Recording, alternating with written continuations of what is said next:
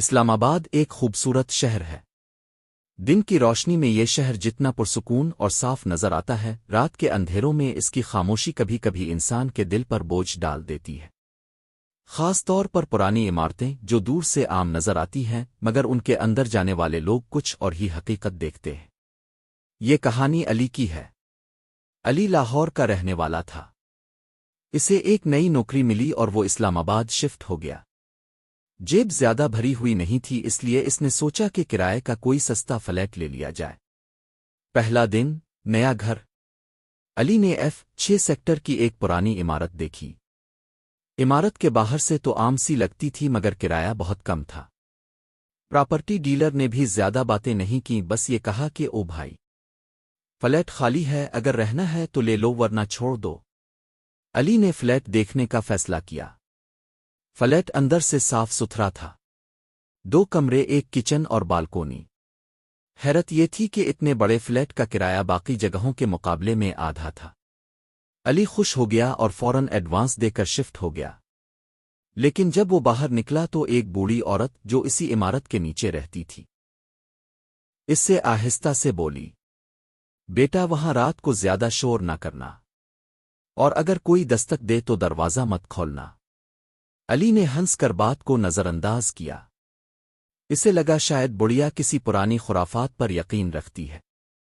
دوسری رات، پانی کی آواز۔ پہلی رات سب کچھ ٹھیک رہا۔ علی نے سوچا لوگ فضول ڈراتے ہیں، لیکن دوسری رات کو تقریباً 2 بجے اچانک کچن سے ٹپ ٹپ پانی گرنے کی آواز آئی۔ علی کچن میں گیا تو دیکھا کہ نل بند تھا، مگر سنگ گیلا تھا جیسے کسی نے ابھی ابھی ہاتھ دھوئے ہوں۔ علی نے کندھے اچکائے اور واپس بستر پر آ گیا۔ تیسری رات، چھت کی چاپ۔ تیسری رات علی کو چھت پر بھاری قدموں کی چاپ سنائی دی، جیسے کوئی دھیرے دھیرے چل رہا ہو۔ علی نے غصے میں آ کر لائٹ آن کی اور چھت پر جا کر دیکھا۔ وہاں کوئی نہیں تھا، لیکن جب وہ واپس کمرے میں آیا تو اس کا پنکھا خود بخود چل پڑا، اور ٹیوب لائٹ بھی آن ہو گئی۔ علی حیران ہوا مگر خود کو بہلایا کہ شاید وائرنگ کا مسئلہ ہے۔ چوتھی رات، دستک۔ چوتھی رات سب سے زیادہ عجیب تھی۔ علی سونے ہی والا تھا کہ اچانک دروازے پر ٹھک ٹھک کی ہلکی دستک ہوئی۔ علی نے پوچھا، کون ہے؟ کوئی جواب نہیں آیا۔ جب اس نے دروازہ کھولا تو باہر اندھیرا اور سنسان راہداری تھی۔ کوئی نہیں تھا۔ علی نے دروازہ بند کیا ہی تھا کہ اس کے پیچھے کمرے کے اندر کسی عورت کی سانس لینے کی بھاری آواز آئی۔ علی آہستہ سے موڑا۔ کمرے کے کونے میں ایک سیاہ لبادے میں لپٹی عورت کھڑی تھی۔ اس کا چہرہ بالکل کالا تھا، لیکن اس کی آنکھیں سرخ انگاروں کی طرح جل رہی تھیں۔ علی کے حلق سے چیخ نکلی اور وہ بے ہوش ہو گیا۔ 5ویں دن، پڑوسی کی کہانی۔ اگلی صبح علی نیچے گیا تو بوڑھی عورت پھر ملی۔